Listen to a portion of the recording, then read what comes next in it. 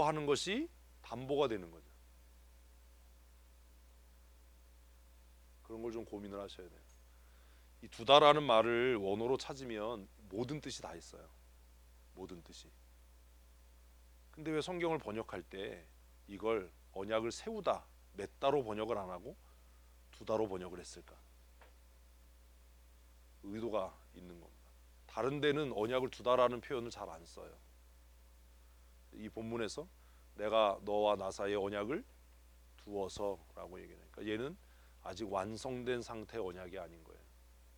그렇게 해석했던 이유가 근거가 뭐냐면 너는 내 앞에 행하여 완전하라라고 하는 표현 때문에 보여져요. 뭐 할 때? 행함으로 그 언약이 완전해지는 거예요. 그러니까 너는 행하여 완전하라라는 말은 두 가지로 해석될 수 있어요. 첫째는 그것을 행함으로 누가? 아브라함이 누구 앞에? 하나님 앞에 완전해지는 것 하나고, 그것을 행함으로 무엇이? 언약이 완전해지는 것으로 해결될 수 있어요. 해석될 수 있어요. 이해되셨죠? 야간 신학교 같아. 근데 등록금을 안 받아. 그렇게 얘기했는데 오늘은 또 물만 떠다 놨어. 꽃잎을 띄워놨나? 3절 읽습니다. 아브라함이 엎드렸더니 됐어요. 아브라함이 엎드렸다는 얘기가 뭐예요? 이거 알아들은 거예요? 못 알아들은 거예요? 못 알아들은 거예요. 엎드렸다라는 것은 그냥 복종하겠다는 의사 표현으로 해석이 됩니다. 무슨 말인지 모르지만 어쨌든 내가 들을 준비가 됐습니다라는 표현인 거죠. 엎드리다라고 하는 것이 이 중동의 문화로 보면 그래요. 이게 오늘 그 소돔과 고모라 성의 이야기까지 오늘 가야 되는데 시간이 많지 않아서 아브라함이 했던 일이나 조카 롯이 했던 일이 그 사람들이 착하고 훌륭해서 그렇게 한 게 아니에요. 그래가지고 믿음으로 했다 뭐 이런 소리 하면 큰일 나요. 성경하고 전혀 관계없는 얘기하는 거예요. 아브라함이 하여튼 하나님 앞에 엎드렸더니 하나님께서 뭐라고요? 또 그에게 말씀하셨어요. 또라는 말은 같은 이야기를 반복했다는 겁니까? 새로운 이야기를 했다는 겁니까? 결정하셔야 돼요. 또라는 이야기, 또가 들어갔어요. 또 그럼 뭐지요? 야 볼펜 하나 갖고 와. 또 하나 갖고 와. 일어나요? 볼펜 하나 갖고 와. 또 풀도 갖고 와. 지우개도 갖고 와. 그럼 뭔 얘기예요? 다른 얘기잖아요. 이렇게 해보는 게 뭐가 어려워요? 또 갖고 와. 일로 와. 볼펜 하나 갖고 와. 또 갖고 와.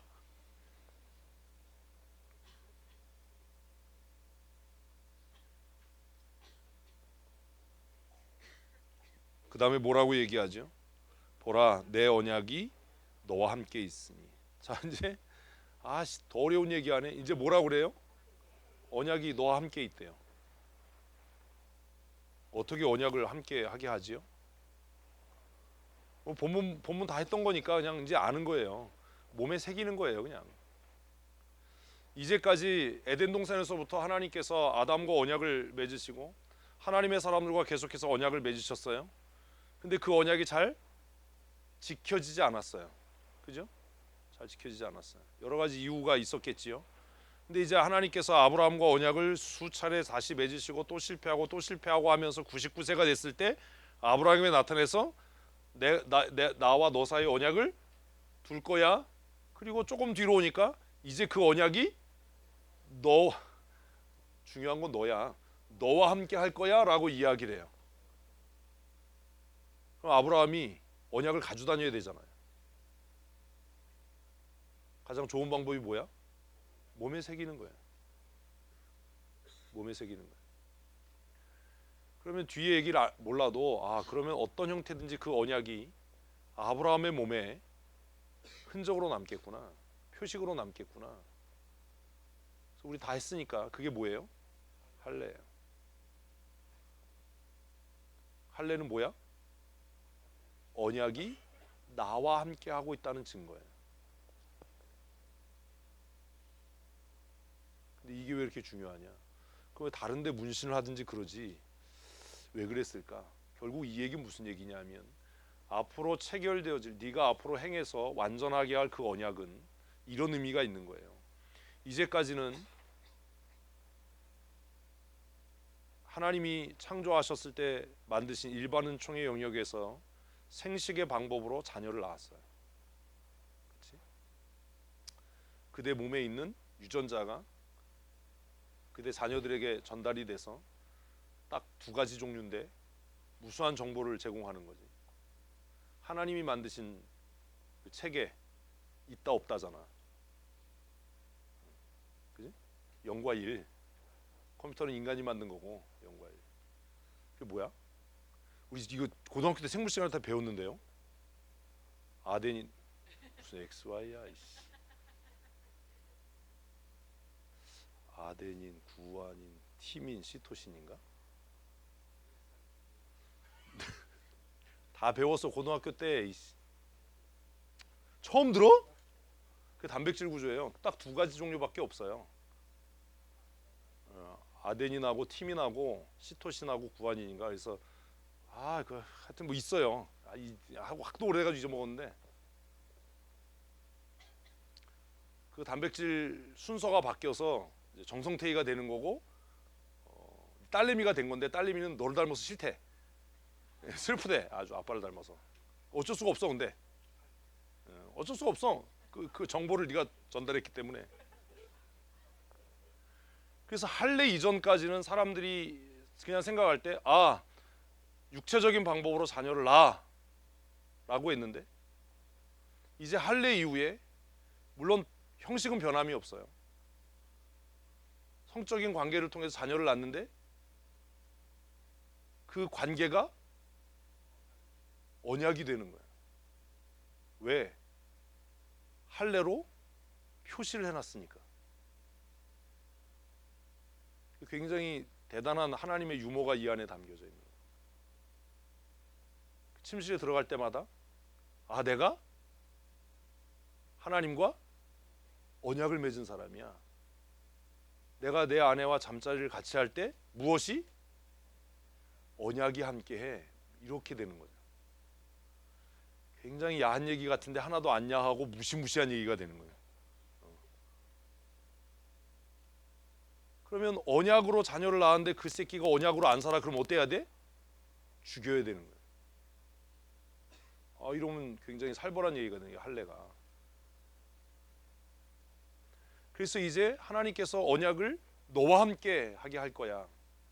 그러니 독자들은 이쯤만 와도 이제 하나님과 언약 맺은 그 표가 아브라함의 몸 어딘가에 흔적으로 남겠구나. 여기만 와도 이해가 돼요. 어떻게 그럼 하나님께서 남길 거냐?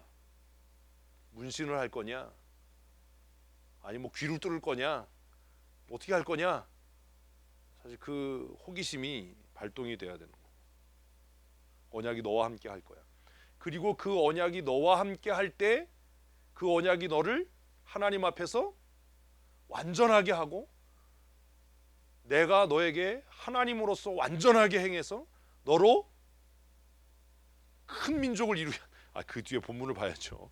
큰 민족을 이루게 해서 너는 여러 민족의 아버지가 될 거야. 지금 99살이고 아들이 하나도 없는데 이런 얘기를 하는 거예요. 왜 그럼 이제까지 아들을 안 주신 거예요? 언약을 안 지켰으니까요. 간단한 거예요. 성공하는 방법은 간단해요. 뭐 하면 돼요? 언약을 지키면 돼요. 우리 그렇게 안 살아요.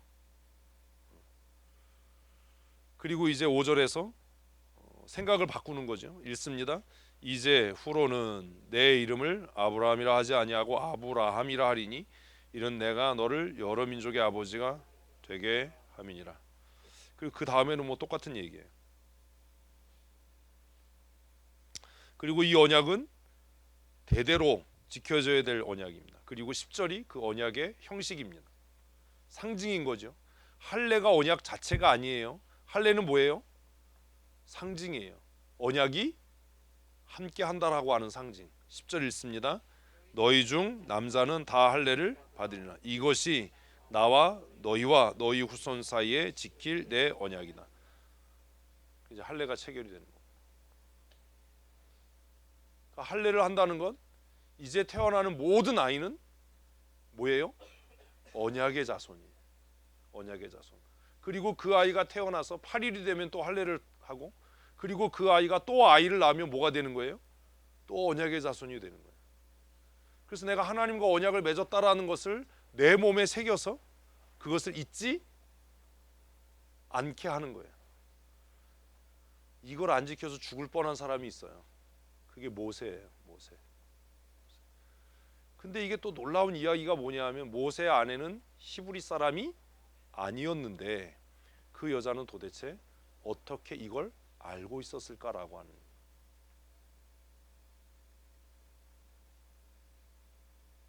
이제 출애굽기를 읽으면서 고민해 봐야 될 내용이죠. 모세의 아내는 어디 사람이죠? 미디안 사람입니다. 미디안 사람이었던 그의 아내가 어떻게 아브라함과 하나님이 맺은 이 언약을 알고 있었을까? 하나님께서 모세를 죽이려고 할 때 어떻게 그의 아내는 이 할례를 행해서 남편과 자신의 생명과 자신들의 아이들의 생명을 구해낼 수 있었는가? 굉장히 이것도 중요한 고민거리이고, 그리고 그걸 읽으면 결혼 잘못하면 패가 망신한다 뭐 이런 교훈을 얻게 되는, 결혼 잘해야 된다. 아내 아니었으면 모세는 죽었어요. 그래서 그 아내가 아이들의 표피를 베서 모세의 발에 갖다 놓고 당신은 나에게 피난편이다라고 고백을 합니다. 피난편이다. 나로 피보게 한 남편이다. 이런 뜻이 아닌 거 알지요. 피로 맺은 언약의 남편이다. 뭐 이런 의미일 겁니다. 그 본문 나오면 다시 생각해 보십시오. 근데 여기서 굉장히 중요한 것들이 12절 13절에 이제 표시가 됩니다. 이게 사실 복음입니다. 12절 13절이. 12절 13절 읽습니다. 너희 모든 남자는 돈으로 산 자를 막론하고 난 지 8일 만에 할례를 받을 것이라. 너희 집에서 난 자든지 너희 돈으로 산 자든지 할례를 받아야 하리니 이에 내 언약이 너희 살에 있어 영원한 언약이 되려니와. 이게 왜 복음이에요? 이 할례 이전까지는 성경의 내용을 보면 누구만? 아브라함의 후손만 언약의 자손이에요. 그런데 할례라고 하는 제도가 생겨지면서 변화가 생겨요. 무슨 변화가 생겨요? 혈통적으로 아브라함의 후손이 아니라도 뭐한 사람? 할례 받은 사람은 언약의 자손에 편입이 돼요. 그래서 이것을 바울은 신약에서 뭐라고 이야기하죠? 육체 할례가 할례가 아니고 표면적 유대인이 유대인이 아니다. 할례는 마음에다 행할 것이고 이면적 유대인이 진짜 유대인이다라고 이야기해요. 예수님도 예루살렘의 백성들을 향해서, 바리새인들을 향해서 너희가 가만히 있으면 하나님께서 이 돌들을 명해서 입을 열어 찬송하게 할 것이고 이 돌들이 아브라함의 후손이 되게 할 거다라고 얘기해요. 창세기 이해 안 되면 이거 이해 안 돼요.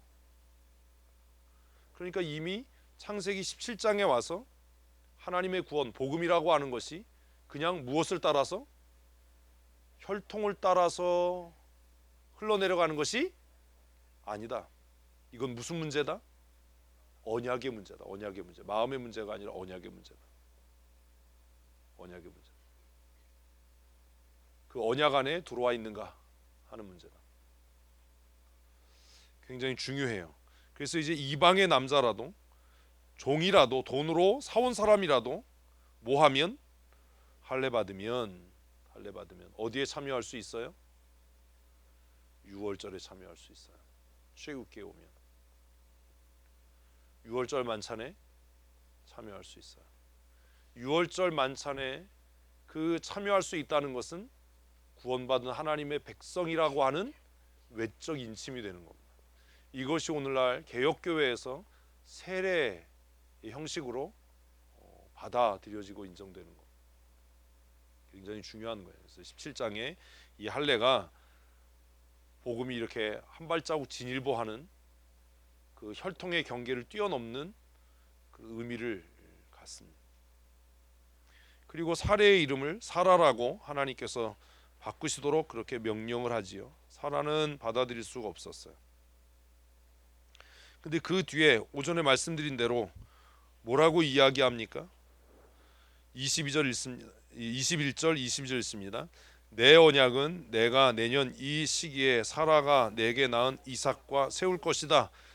후손과도 또 세운다는 거예요. 22절 하나님이 아브라함과 말씀을 마치시고 그를 떠나 올라가셨더라. 23절 이에 아브라함이 하나님이 자기에게 말씀하신 대로 이 날에 어떻게 해요?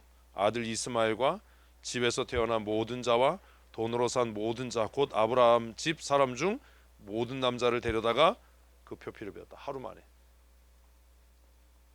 얼마나 대단한 일이에요, 사실. 좀 이 정도 권위는 있어야 되잖아요. 족장 시대의 족장들이 가지고 있었던 권위는 굉장했어요. 고민을 좀 해야 돼요. 어떤 그런 영적인 야성성, 영적인 어떤 그런 위험 이런 것들이 있어야 돼요. 그 생각을 해보면 이게 참 어려운 일이었을 텐데 용사만 318명이었으면 이 집안의 남자들이 한 500명 정도 됐을 거라고 저는 생각을 하거든요. 이게 하루에 어떻게 가능했을까? 얼마나 반대가 많았을까? 왜요? 한 번도 해본 일이 없었고 누구도 이렇게 하는 사람이 없고 그리고 심지어 뭐 해야 되는데요? 목숨을 걸어야 되는데 어떻게 한날에 이 집안 식구가 다 아브라함의 한마디에 순종할 수 있었을까? 우리가 16장 뭐 앞에 보면 사라 잔소리에 17장에 와보면 아브라함이 참 대단하다라는 생각을 해요. 그만큼 성장한 거죠. 그런 고민들을 좀 하셔야 합니다.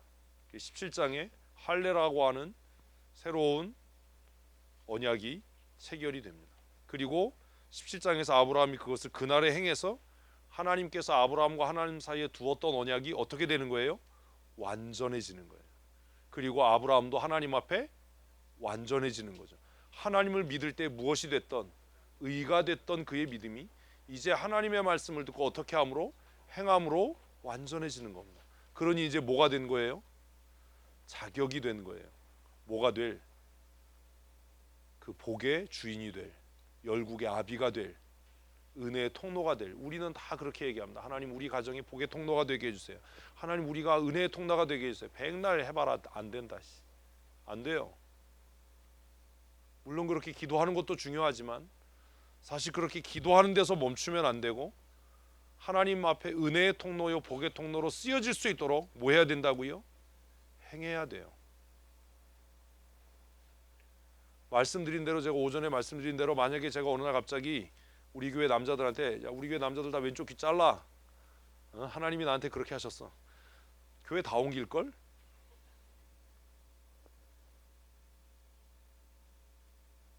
또 남자들은 또 목사님이 그러니까 뭐 어쩔 수 없이 하긴 해야 돼 하지만 집에 갔다 오면 또 난리가 날 거예요. 어떤 여자는 당연히 귀 자르면 나 이혼한다부터 시작해가지고 뭐 그런 것까지 목사 말 들어야 되냐부터 시작해서 별별 소리 다 하지 않겠어. 믿음으로 산다는 것, 하나님 앞에 행하여 완전해진다는 건 그렇게 쉬운 일이 아닙니다. 이게 남의 얘기로 읽으니까 이게 쉬운 거야. 야, 이 300명을 하루에 할례를 하는 것도 참 어려웠을 텐데 이게 어떻게 가능했을까? 살해의 태도가 별로 변한 것 같지 않은데 아브라함은 어떻게 이겼을까? 그만큼 긴박했겠지요. 아브라함이. 18장 이제 이게 문제예요, 사실. 18장까지만 좀 해야 돼요. 18장이 굉장히 중요합니다. 지금 14장부터 계속 중요하다고 이야기. 창세기 전체가 중요하지만 18장에서 우리가 도저히 생각하지 못하는 것들이 있어서 그렇습니다. 같이 읽습니다. 1절입니다. 여호와께서 마므레 상수리 나무 있는 곳에서 아브라함에게 나타나시니라. 날이 뜨거울 때에 그가 장막문에 앉아 있다가. 이게 하나님이 하시는 일이 이래요. 이게 우리를 헷갈리게 하는 거예요. 확 닫아버려야지. 꺼야지. 아유, 신경 쓰여. 10회론 화면이 그 옛날 윈도우에 그 상처가 있어서.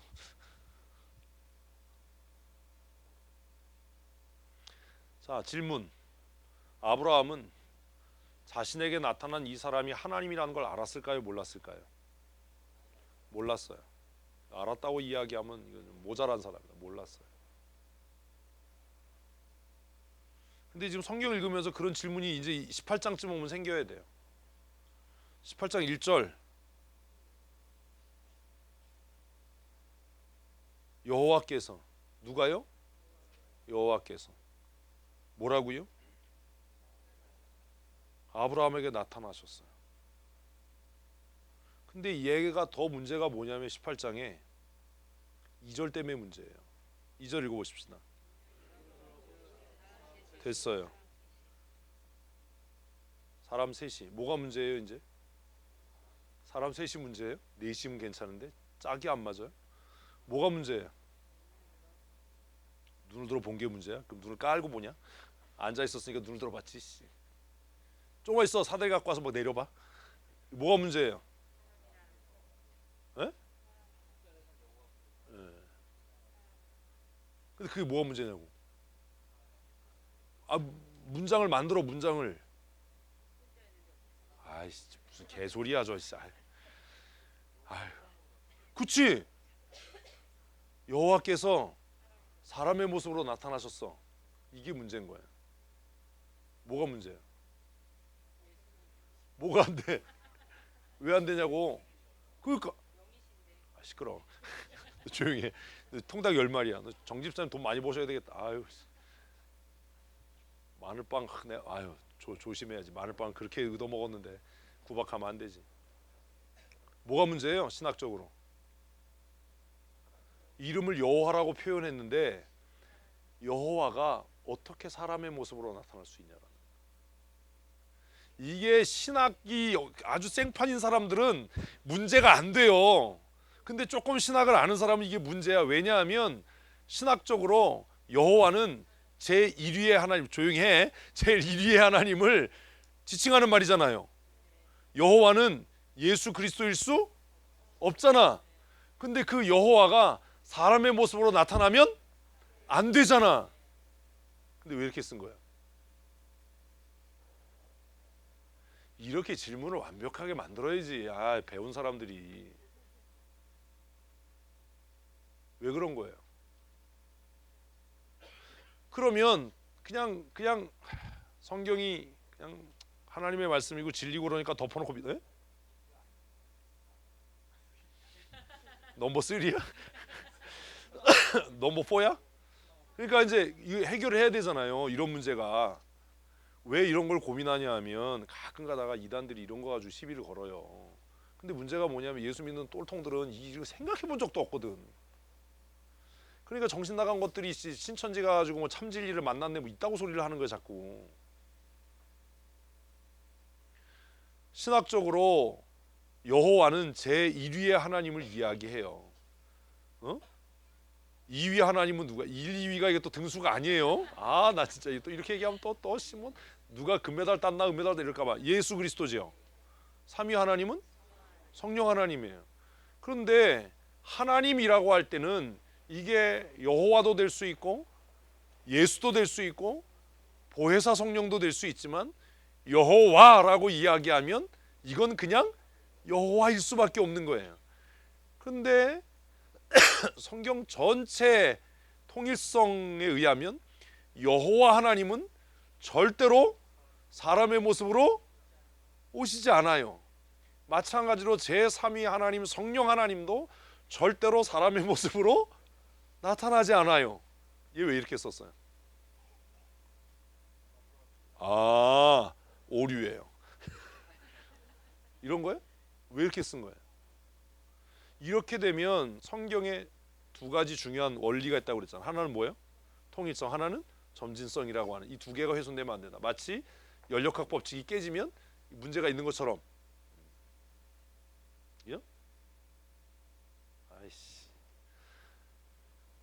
이론하고 법칙하고는 다른 거잖아요. 이론은 뭐뭐실 것이다고, 법칙은 뭐뭐 다잖아. 성경은 뭐뭐실 것이다가 되면 안 되잖아. 이러면 진리가 아니잖아. 성경은 뭐뭐 다 이어야 되잖아요. 근데 본문에 여호와께서 나타나셨다 이러면 여지가 있어요. 왜? 이게 사람의 모습으로 나타난 게 아니라 환상으로 나타나셨더니 음성으로 말씀하셨으면 17장까지는 문제가 안 돼. 여호와께서 나타나셨다 그러면 그냥 환상으로 나타나셨나 봐. 하나님이 제1위 하나님이 말씀하셨나 봐. 이렇게 생각할 수 있는데 18장에 와서는 이 제1위의 하나님이 2절에 사람 셋이 사람의 모습으로 나타났거든요. 근데 더 놀라운 건 제가 이렇게 얘기하기 전까지는 아무도 이런 고민을 안 하고 나타났네 그리고 넘어간다는 거예요. 이 문제 어떻게 해결할 수 있어요? 어떻게 해결해야 돼요? 에? 뭐? 말을 시킬 때 말을 해. 내가 얘기할 때 같이 얘기해서 못 듣게 하지 말고. 아이고 음흉해 아주. 말을 시킬 때 하시라고요. 뭐라고요? 그렇지. 그러니까 그게 뭐냐고 그러면. 저 진짜 저 동감만 아니면 어떻게 패버리는 건데 저거. 그 통일성을 지키고 어떻게 해석하냐고.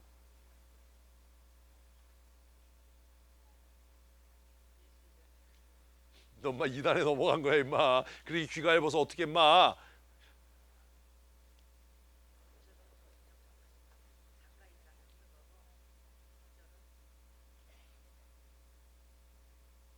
왜 이렇게 썼냐 하면 여기다가 예수 그리스도라고 쓸 수가 없기 때문이에요.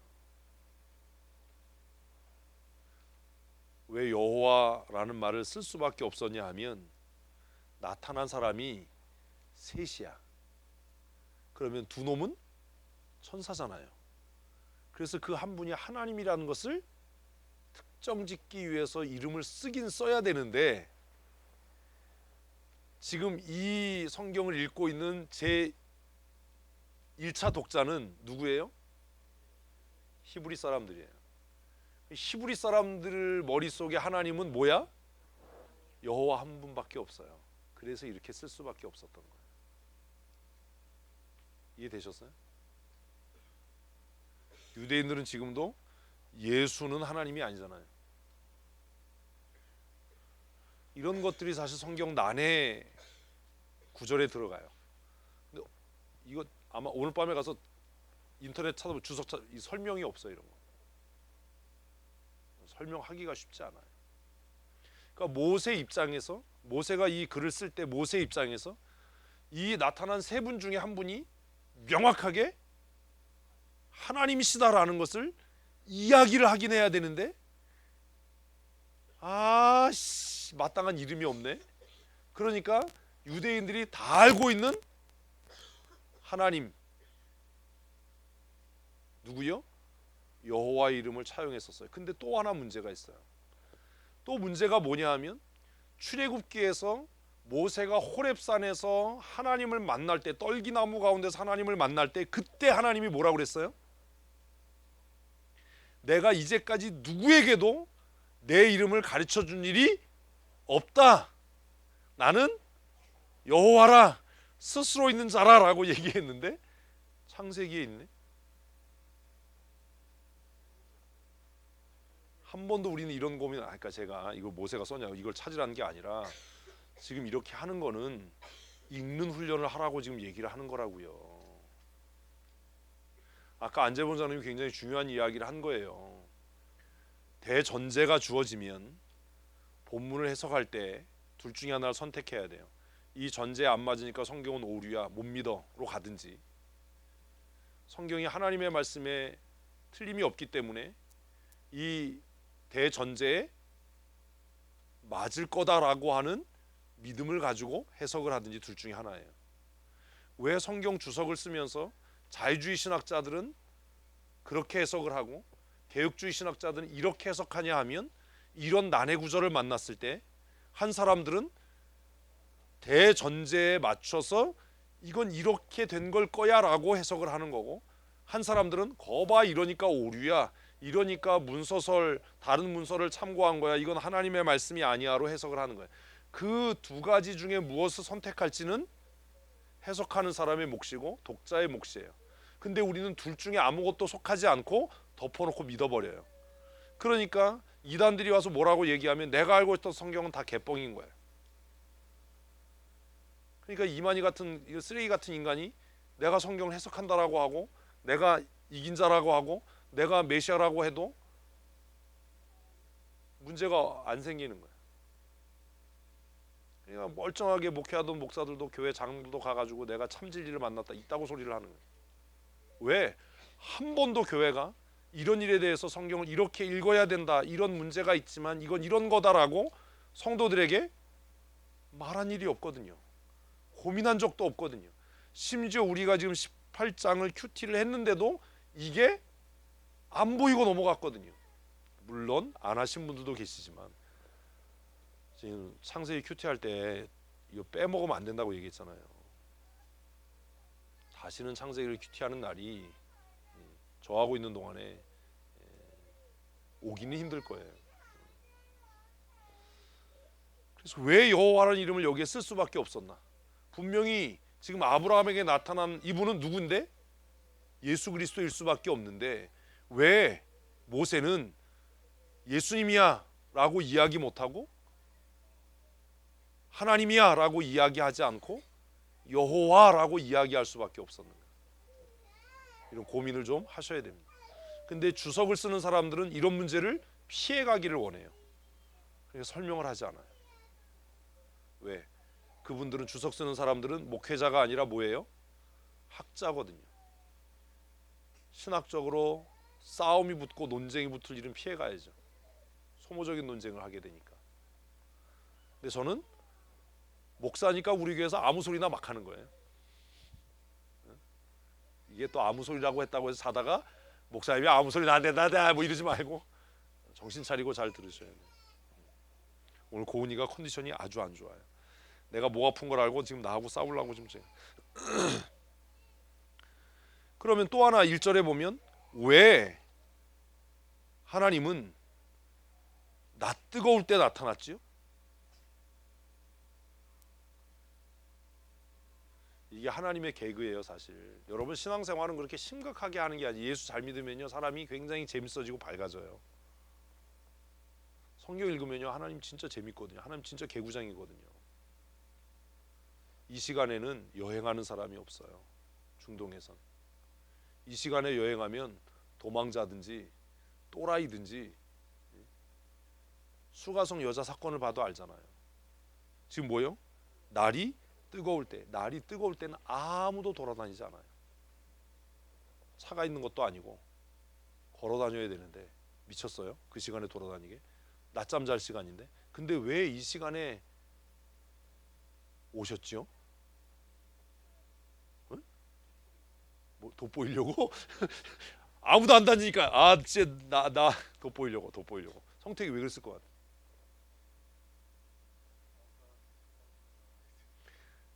장방문에 나와 있는 시간에 맞춰서 아씨 이렇게 오후에 좀 나와 있지 난 너무 나와 있어. 그리고 아유 재밌네. 왜 그런 것 같아? 아 이거 굉장히 중요한 게 아니기 때문에 아무 말이 해도 돼요. 이런 거는 왜 있을 것 같아? 다른 사람들이 모르게? 뭔 소리야? 아니지 아무도 안 다니는데 다니면 눈에 띄지 이 사람아. 안 띄려면 다 다닐 때 같이 다녀야지. 안 사실 이런 게 저는 성경 읽으면서 이게 하나님의 개그라고 생각을 하거든요. 얼마나 웃겨요. 아무도 안 다니는 시간에 돌아다니는 거예요. 그러니까 그거지. 사실은 그건데 그러니까 이게 하나님의 개그예요. 아브라함이 조금 신사적인 사람이 아니었다면 이 세 사람에 대해서 의심했겠죠. 아까 얘기했잖아. 한낮에 돌아다니는 사람 뭐한 사람? 죄 짓고 도망가든지 뭔가 문제 있는 사람. 정상적인 사람들은 낮에 돌아다니잖아요. 수가성에 낮에 돌아다니는 사람 누구예요? 죄 짓는 여자야. 낮엔 아무도 안 돌아다녀. 그 시간에 왜 그 낮에 물 들어와? 캥기는 게 있으니까 그런 거지. 그래서 제가 생각할 때는 아브라함 떠보려고 그런 것 같아요. 어떻게 하나. 근데 아브라함 태도가 굉장히 재밌어요. 근데 우리는 이걸 1절에 여호와께서라는 말 때문에 현혹이 돼가지고 큐티하면서 어우 하나님인지 알아보고 이랬어. 이러면 큰일 납니다. 아닙니다 그거. 아브라함의 삶의 태도가 어떠했는지를 보여주는 거예요. 2절에 보니까 뭐라고 얘기하죠? 눈을 들어본즉 사람 셋이 맞은편에 서 있는지라. 낚싯밥 던지는 거죠. 아브라함이 앉아 있는데 가지도 않고 서 있는 거야. 하나님 되게 재밌어요. 서 있어. 이런 거 되게 많아요. 성경에. 예수님도 그 엠마오로 가는 제자들하고 얘기하고 가다가 여관인데 막 가는 척하잖아. 막 잡나 안 잡나 막 잡으니까 못 이기는 척하고 들어가가지고 기도하고 없어지잖아요. 되게 재밌어요. 그가 그들을 보자. 누가요? 아브라함이 새 나그네를 봤어요. 땡볕 아래 서 있는 새 사람. 보자마자 어떻게 합니까? 달려나가. 아브라함이 어땠던 거예요? 여러분 스스로 생각하시면 돼요. 지금 아브라함이 어떤 사람이죠? 대빵이에요. 500명 말 한마디면 다 할례해요. 두려울 게 없는 사람이에요. 이 지역에서 돈 제일 많은 사람이에요. 그랬던 아브라함이 한낮에 여행하는 세 사람 보면 좀 미친놈들 아니야? 좀 뭐 주인한테도 도망친 종들인가? 이럴 수도 있고 못 본 척할 수도 있고 무시할 수도 있고. 그런데 아브라함이 어떻게 했대요? 달려나갔대요. 그리고 어떻게 했대요? 영접하며 몸을 땅에 굽혀. 이러기가 쉽